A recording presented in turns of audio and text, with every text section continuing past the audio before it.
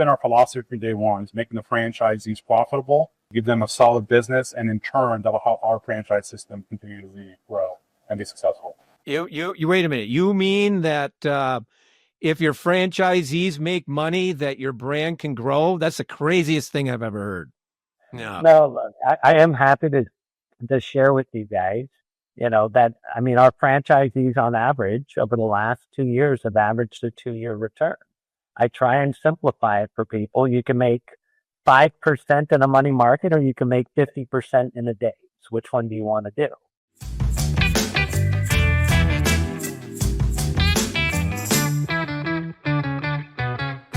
How does a restaurant chain go from parking lot startup to $1 billion valuation in less than a decade? Hello, this is Jonathan Mays, editor-in-chief of Restaurant Business. And in this week's episode of A Deeper Dive, we are going to talk about the recent sale of Dave's Hot Chicken to the private equity firm Roark Capital. Dave's Hot Chicken was founded in a Los Angeles parking lot, yes, a parking lot, by 4 friends in 2017. They got favorable local reviews and the concept took off. It brought in investors and professional management and took advantage of a consumer that wants a lot more chicken and spicier options. And Dave's has been one of the fastest growing restaurant chains in the United States over the past several years, including a nearly 60% system sales growth last year, according to Technomic. And it earned the company a $1 billion sale to Roark. While some industries, such as technology, can reach $1 billion valuations in a hurry, that kind of growth is nearly unheard of in the restaurant space. So on this episode, we have a pair of executives from Dave's who can help explain what makes the brand tick and how the deal came together. CFO James McGehee and Senior Vice President of Finance, Scott Putman. Gentlemen, welcome to the podcast. Good to be here. All right, super. So, here's the first question I'm going to ask. How does a company go from parking lot startup to $1 billion valuation in 8 years?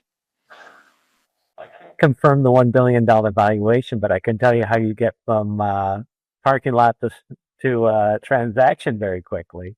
Now, look, on all joking aside, it really comes down to a few things. One, you have to be part of a category that's on the expansion. Okay. You have to have an incredible brand, with an incredibly loyal following, with, layer on a management team that has been there, done that, and can really kind of step in very quickly. This is a group that's worked together on multiple brands together.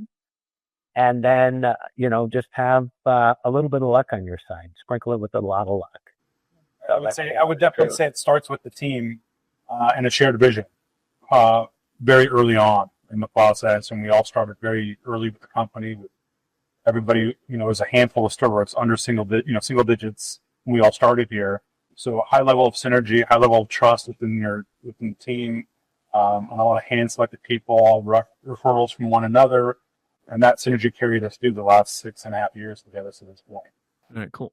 So let's back up here a little bit. Let me give you a chance to introduce yourselves because I didn't actually do that. Scott, let's start with you. Tell us a little bit about yourself. Sure. Scott Putman, Senior Vice President of Finance over here at Dave's Hot Chicken. I've been here since the beginning, under 7 stores. Prior to coming to Dave's Hot Chicken, I worked with a couple brands out of the LA area. One was Mendocino Farm Sandwich Shop. It's now a regional chain. They've spread across the country. And following that, I was with Wetzel's Pretzels for 5 years as a corporate controller before I headed over here to join this rocket ship. And passionate about the restaurant space and the franchising world. James, how about you? Yeah, I'm very fortunate. I've done nothing else besides restaurant finance and accounting since 1993. I actually started in full service, got to work with the brand up in San Francisco that later got acquired by Taco Bell back in the olden days. And then really just was very fortunate to partner up with many different brands over my tenure, and most recently found kind of a niche in private equity investment. So I worked a lot with different groups like Catterton, Carp Riley, Brentwood through their portfolios. and then was fortunate to cross paths with Scott over at Mendocino Farms. We got to work together again over at Wetzel's Pretzel, and then was able to convince him to come and join the team over at Dave's back in 2020. So yeah, very, very fortunate. So how did this deal with Roark come together? When did those discussions start? Oh gosh, you know what? Roark has been such a great student of the industry. You know, I mean, they were actually, we've had conversations with them going back over 3 years, literally 3.5 years. So even though the transaction officially commenced and was consummated on May 28th, we were literally having conversations with them at RFDC. They got to see our first Vegas location, and they have just been so great about learning about our company. And, you know, well, we obviously went to market. We didn't just partner up with Roark. There was a tremendous amount of interest, and we were very fortunate to land where we thought we should, which was the group that was really, you know, getting to know us the earliest. So that was fortunate. So you ran a process. And that's correct. Point helped us out in the process and was really, you know, just instrumental in just making sure that people got to understand the potential of the category and the potential of the brand. And it was, I would say, a very successful outcome. Now but Roark has been interested in clearly interested in the brand for like 3 years. I mean, did you start was there a point were they the first private equity firm to start bugging you guys? Or, I mean, do you routinely, you know, tell somebody like me who just sits behind a desk writing stories all day, how is the process? Like, do private equity firms just call you up and say, hey, tell me about you guys, or, you know, we're interested in, if you ever do a process, give us a call. How does that work?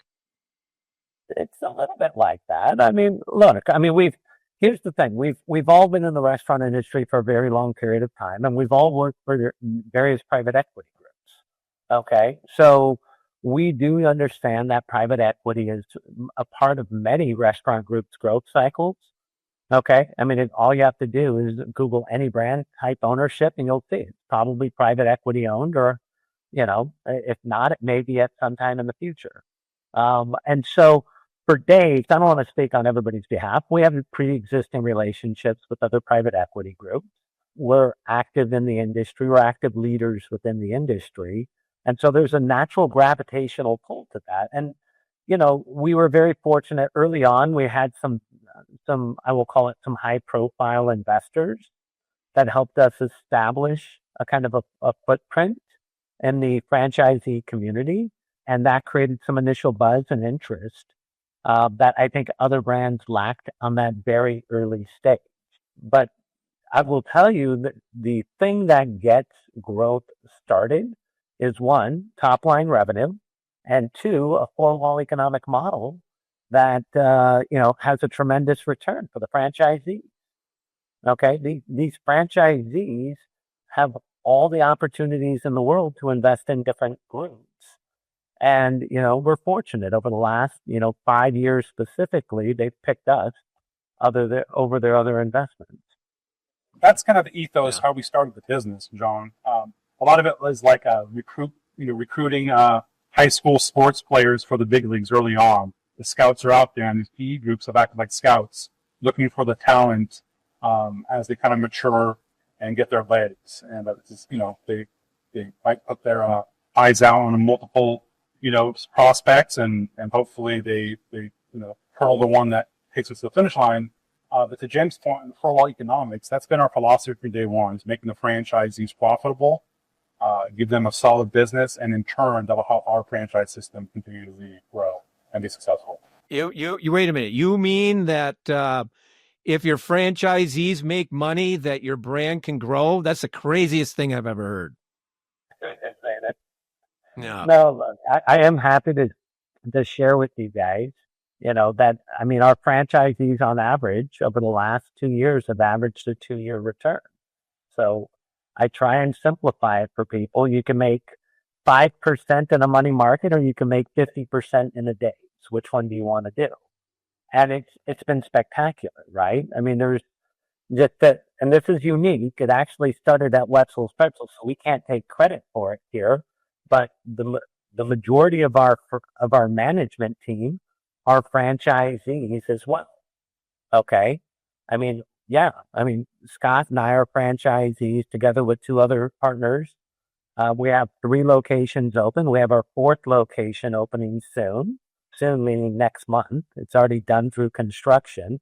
And that gives you a tribal knowledge about the business that as typical finance guys that would sit there and say, oh, we're doing a regression analysis. No, we're actually living it day to day. And if you want to know about oil management or about efficiencies within French fries or within chicken, we can tell you down to the percentage. It's a different level of engagement that we have here. Right. You know exactly what those unit economics are because you're living them every single day. Every single day. But how do you balance? All right, let me ask you this question though. How do you two balance being franchisees of the brand and doing your day job? Because you guys got day jobs, yes? Yes, we do. We don't sleep much. That's the honest truth. No, listen, the two of us are extremely passionate about the industry, but we're extremely passionate about the brand. And so what we've been able to do at Dave's, just because of the time frame that we live in, where data is so much more readily available to us, we're able to present best practices across our entire ecosystem, broken down by restaurant type, broken down by region, broken down by ownership groups. And what it's allowed us to do is really optimize the specifically prime cost for our franchisees, where a lot of groups that are franchisors, they'll say, we'll analyze sales because that's what we get paid on, but we won't do anything else, right? So if you want to know about, window ticket times through the drive-through at the actual window, or whether or not you want to understand speed of service on the inside, or how, we've been able to drive our, customer sentiment from literally 3.8 3 years ago up to 4.7 over the last 2-year period of time, we can tell you how that's done. And so it truly is a different level of emotional engagement. I don't know any other way to say it. Absolutely surrounded ourselves around operations as a centrifuge for how we operate as a finance team, as much as the rest of the company as well. And so we're op-centric and support all corners of the operation, which has helped lead us to, great success. But, we get engaged in every level of the business to help all the departments to continue driving in the direction that we, took us. Mm-hmm. Let me ask you this. So, Scott, I'm going to start with you. Does the process? When was the first time you knew that this was something that this was a really special brand? It's funny you say that. We, in the early days, me and James would meet, early in the morning, late in the afternoon, sitting here discussing, wow, does the hot chicken segment, is it a fad or is it a category? Where is this thing going to head? And we were seeing these early stores come out with extremely strong volumes. It was really incredible. And it was probably a year and a half into my time with the company. I would call it mid 2022, where we kind of hit a larger amount of openings we had previously, and the AUVs and the openings were absolutely mind-blowing, strong. And we kind of looked at each other and said, hold on a minute, there is something here bigger than we could have ever imagined. And, it really has not stopped from that point. We continually opening up extremely strong locations. Our pipeline is, fantastically full. We have a lot of growth on the horizon. And so, and beyond that, the product is delicious. It's a fantastic product, and that holds for itself. I mean, that's our superpower. Our ops team knows that's our superpower, and as long as we hold true to the product on the quality that we believe in, I don't think that there's a limit to where this company can compete. James, same question to you. When did you realize that this was something special or different? At store one? No, I'm kidding. At store one. Be honest, truth. No, look, you don't know what you have. Scott touched on it, right? Are we a menu item or are we a category? And I think that really helped us out because I think many of the larger players, other private equity groups, they just left the category alone, you know? For me, I will tell you, it happened at three specific openings. Okay, because when you open up store number 4 in San Diego and it's LA adjacent, not that big of a deal to see a long line. But over a couple week period of time, we opened up in Portland, Denver, and Chicago, and Dallas, and Chicago, actually. Those 4 stores. And I was like, how does this company have so much brand recognition outside of its core market, right? Because we were taught as restaurateurs to grow like moss, right? You're going to start in LA, you'll move to Arizona, you might move up to NorCal, you'll definitely do San Diego, right? And it was this moss strategy. What social media gave us, and specifically this is the founders and their application of Instagram early on, it gave us a presence outside of our core market that quite candidly was a brand strategy that nobody could have fathomed being so successful. And, if you look at it now, we have more followers on Instagram and TikTok than Chipotle. I mean, definitely more than Shake Shack, more than Wingstop. And that to me has been this tremendously efficient marketing medium that is done with integrity, right? And why do I mean integrity? We don't post and create our own content. It's all user generated content. So it's a beautiful thing when you have integrity of food, product, service, and then everything else supports it. We maintain that same authenticity today as we did with store number 1. That was a critical requirement of the founders to maintain that, and we've adopted that in our culture tremendously. Yeah, I mean, I always kind of see this as sort of the quintessential 2025 restaurant brand, if you kind of think about it, because it started. I mean, the roots are about as humble as you can get. You're starting in a parking lot, for God's sakes, and they just happened to with a couple of $100, and 4 friends. One's a cook, one's a comedian. And then they, the things that they did, the 2 things that they really, really did was, number one, they obviously had a really good product, but then they then they had the media thing figured out pretty much from early stage. And it helped, and then you got a brand in less than a decade gets this kind of, it helps really establish the hot chicken market, and then suddenly you do actually now have private equity firms that are really interested in the chicken market, whereas they really weren't not that long ago. And I'll add one more thing, and this is not to toot our own horns. It's not that the founders were smart because they said, we don't think we can do it ourselves. Okay. And they sought out a management team that had been there, done that before, and they were handsomely, rewarded the last transaction. And we couldn't be happier for them. That's the honest truth. We really could not be.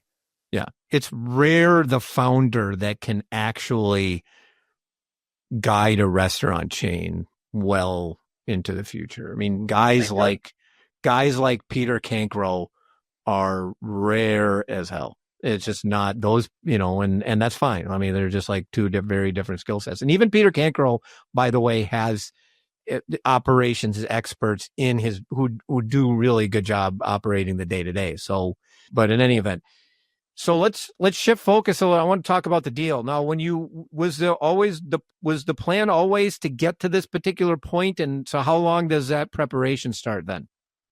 That's a good question. We did not know, if I'm just really thinking about the process, we did not know if this was going to be a minority or majority deal.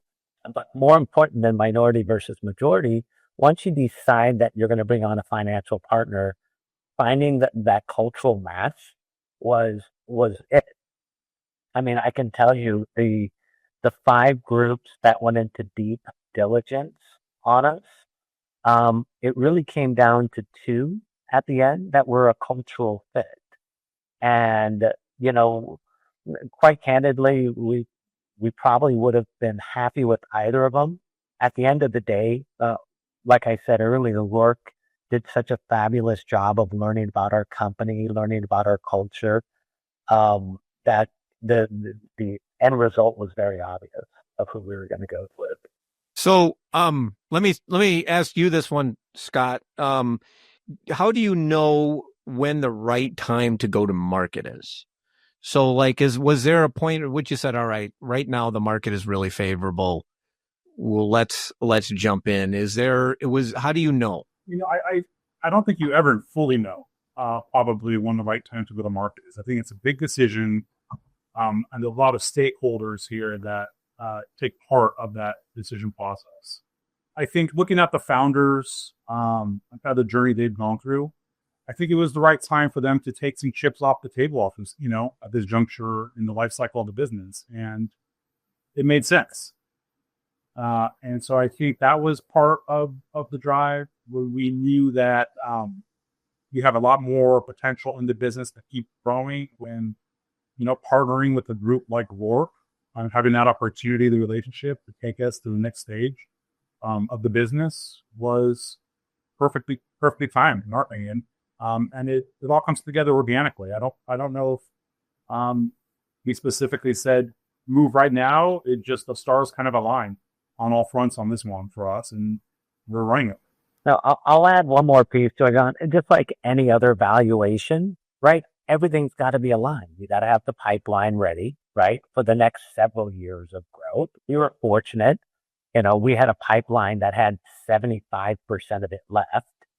Okay, we had very strong store level metrics with same store sales, but most importantly, same store transactions, right? We had committed restaurant openings that we knew we were going to go from about 80 openings to about 150 to 160. Okay, so these things have to align in order to get the appropriate valuation for the existing ownership, right? But there's also got to be enough.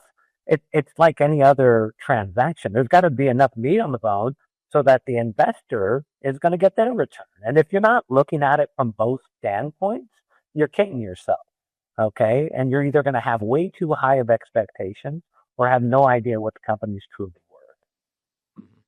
No, I mean, it seems to me like everything was. I mean, the stars had to have been aligned for Dave's Hot Chicken on this one, because you guys are in, chicken. Especially chicken tenders, chicken off the bone is hot as hell. 24% growth in that sector last year. Fast casual chicken, which is mind-blowingly insane, because was not coming off of, you're not talking about a small segment there. Lots of massive growth in that particular segment. It's a spicier taste profile, which kind of fits modern consumers. It's a franchise brand. Franchise brands are fetching strong multiples at the moment, for reasons that, as finance guys, you should know is very obvious. And anybody listen to this, frankly, should also find that obvious, that investors absolutely love franchising, can't get enough of it. It just seems like everything was kind of, despite all the noise elsewhere, the market was just kind of ready for something like Dave's. Am I fair in that assessment? Like I said, you got to sprinkle on a little bit of luck. Oh, sure. No, listen, we did the right thing, right? With the right brand, with the right people. We did a lot of things right. But if the segment wasn't hitting stride, if everything about it just worked out great. Was this easier compared to other deals that you've done, or was it the same, harder? John, I'll tell you, it's the intensity of this transaction, because we actually, if you talk about the time frame, we went to market just before the end of the year. We were under contract within 7 weeks. Okay, it was intense. And I mean, it took us longer to get, approval from KSA, from Saudi Arabia's monopoly, than it did to do the entire diligence. So, wow. Literally, it's a true statement. Yeah. So, no, I know how those things work. So what recommendations would you guys have for some other growth chain that is thinking about, let's say, in a couple of years, maybe doing a process like that? What would be your top recommendations, James? It's real simple. Focus on the four-wall economic model. I can't, Scott and I, we provide, training classes. I don't even want to say it's training classes. It's really just about collaboration with our franchisees at both the franchise convention as well as our ops summit, which is, twice a year we do it. And all we focus on is optimizing your ROIC, return on invested capital. So if you always focus on that, right, knowing that you have to drive top line, I'm telling you, you're going to be successful, right? But if you try and build a financial model where the franchisor makes it and the franchisee doesn't, you're done. You're done. Listen, Right. John, I mean, it's not difficult to do what we did. And I say that very cavalier because we're on the other side of it, but it truly isn't. It takes a lot of love from every single department, from franchise sales, selecting the right franchisees, right, and partnering with the right franchisees, from real estate, selecting the right sites and not letting them go out to go get a bunch of inline sites, from construction, making sure that they have a model that doesn't overspend, but creates an environment that's compelling for guests, for operations to have standards and to be able to execute religiously just every single time, right? All of those things combined, along with obviously what we do on the back end, helping them really understand their data, that's why you get the outcome, right? And it all started with the brand and the founders. It's an easy, I think it's a simple set of rules for success in this business. At the end of the day, actually accomplishing that is something else altogether. All right, gentlemen, thank you so much. That was fantastic. Appreciate you being on the podcast. And that should do it for this week's episode of A Deeper Dive, which was edited, as always, by Spoons. Artwork by Nico Hines. You may find this and other episodes of the podcast on our website at www.restaurantbusinessonline.com/article/deeper-dive.